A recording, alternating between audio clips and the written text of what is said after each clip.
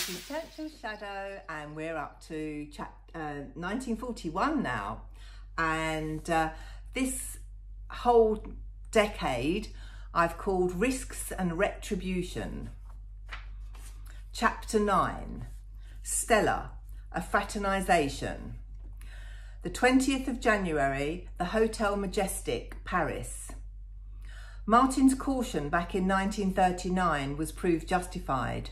With their Jewish origins concealed from the victors and the acquisition of French passports, Europe Express was now registered as a French company in the name of Martin Thibault. Even with this rebirth, the need to do business did not free them from the danger of having to make face-to-face contact with the Nazis who had swarmed into Paris and seized its most luxurious hotel for their headquarters, the Hotel Majestic. January 20th was a big day for Martin and Stella, their first meeting with the most powerful and high-ranking German officer in France. Stella put a hand on the banister of the hotel to steady herself as she went up the stairs. Martin bent down to untangle the train of her dress from her heel. He brushed her neck with his lips and he whispered in her ear, "Stunning, Neshama."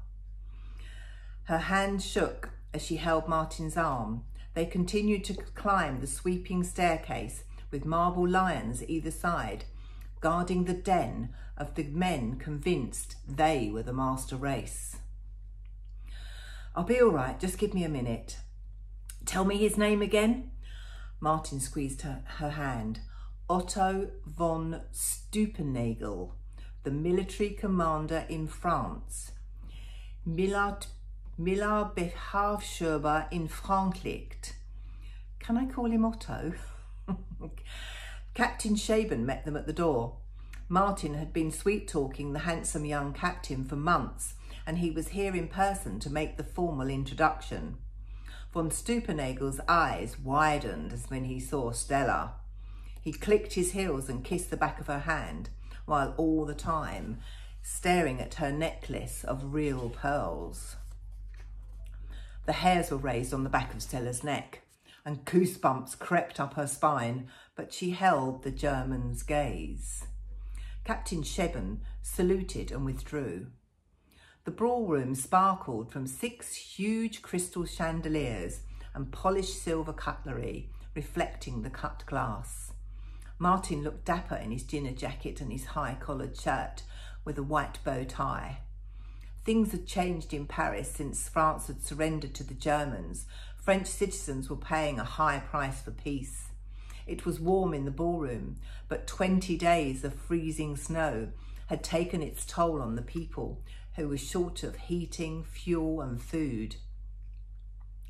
The French were feeding and entertaining the 300,000 strong German army of occupation who were billeted in the zone occupée, the occupied zone in the north. France had been cut in two and marked by a curved line from the border near Geneva to Biarritz on the Atlantic coast.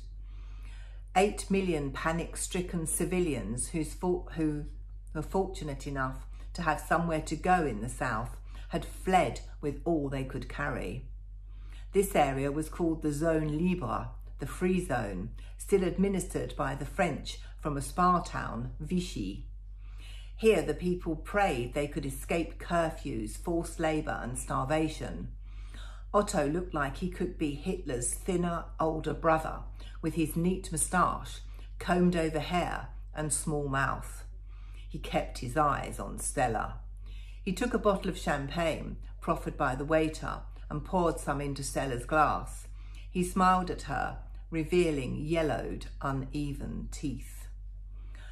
Stella could feel his eyes on her, but kept her own on the elegant singer, Mademoiselle Léo Marjane, who was singing Seul ce soir. Stella applauded and turned to the high-ranking German as if surprised. "Oh, thank you, Otto." She sipped a little of the champagne, smiled, remembering the sparkling taste from the toasts of her wedding. "She's rather good, isn't she?" said Martin.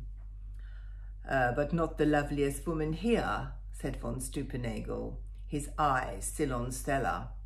Now, you had a proposition to make.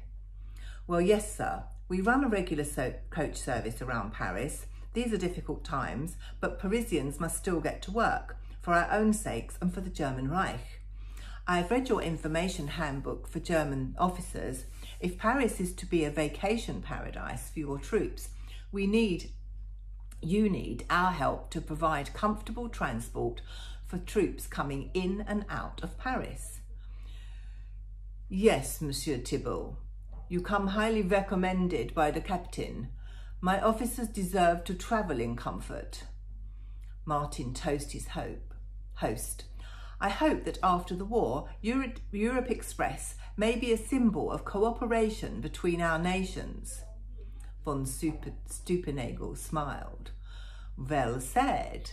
And so I will authorize Captain Scheben to assist you in winning the contract. Sir, you are very generous. Martin forced a wide smile.